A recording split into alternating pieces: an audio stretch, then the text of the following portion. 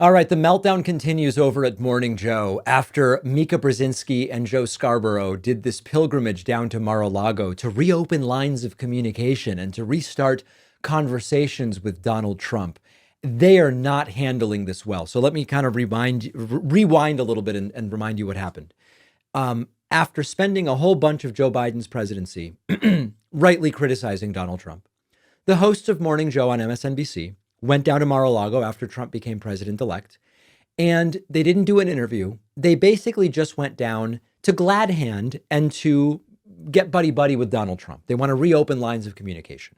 Their audience, to a great degree, saw it for what it was. Good for them. They saw it as the epitome of access journalism, trying to figure out a way to just get access to power. And they absolutely excoriated Mika and Joe.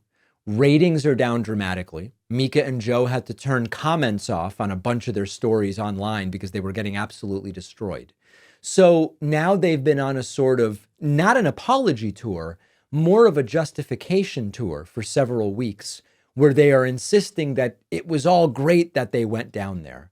And here is Joe Scarborough getting agitated as Mika Brzezinski looks on. He sort of attempts to defend their entire thing. Two things. You can do two things at the same time. You can say he had fascist rhetoric and still go in and talk to him. Yeah. You know why I do that? To get the read of the man. You know why I went in and talked to Macron? To get the read of the man at a crucial time in EU funding and NATO funding. You know why you realize he's yelling at his own audience here. I went to leaders in the Middle East who were angry at the United States, and I sat there and I listened to them attacking me personally for 45 minutes because of U.S. policy. You know why I do that? To get the read of the leader, to get the read of where the country's going. So I can come back here and talk to you and let you He's sounding unhinged. know what the hell is going on. With context and give you context, insight, and background. You know everybody we have on the show that's a reporter? It's what they do every day. They speak on background. I really don't know how people watch this. And there are people I respect, and supposedly, like, even Biden likes having Morning Joe on in the morning. I just don't get it. I just don't get it. And he's yelling at his audience. Now, my issue with the Mar-a-Lago pilgrimage wasn't that they went. It wasn't that they told us about it on the show. It was the way it was presented. It was the way that they normalized a guy who wants to be an authoritarian, autocrat, strongman, borderline dictator for a day, call it what you want, plans to weaponize the DOJ against his perceived enemies. And I would have been happier.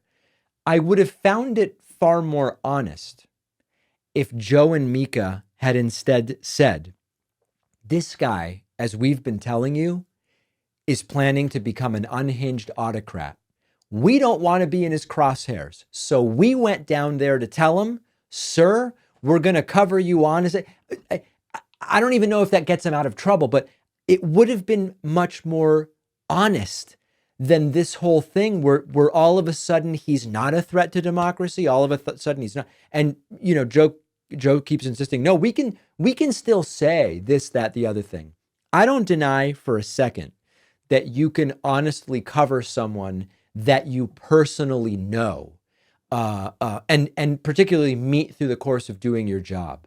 But the entire context of this meeting down there of we want to reopen communication with the guy who's going to be the leader.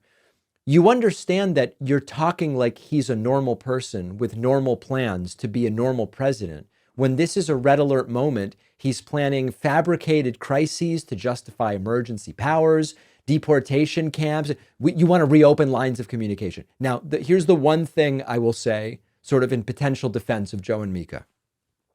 If the whole thing is merely a ruse to get access to Trump with the plan of breaking, leaking, whistleblowing, reporting, the absolute worst of the worst that he plans to do, then it seems to me it would be more justified than what it appears to be.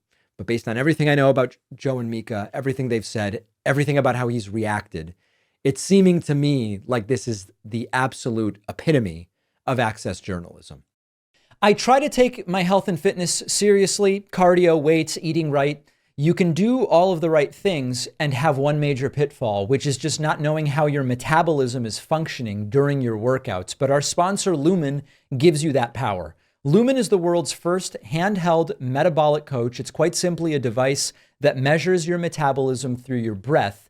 And on the app, it lets you know if you're burning fat or carbs, and it'll give you tailored guidance with the goal of improving nutrition, workouts, sleep, and even stress management. None of these cookie cutter, one-size-fits-all nutrition plans. Lumen lets you know what's happening in your body in real time. It builds you a personalized health plan based on your data. For example, right before a workout, you can breathe into your Lumen and it'll tell you, are you burning carbs or fat? And on that basis, Lumen will tell you whether to carb up before your workout for an energy boost or if you're good to go. Using that biofeedback, Lumen can help you get the most out of your workouts. And in the long run, these are changes that can really add up.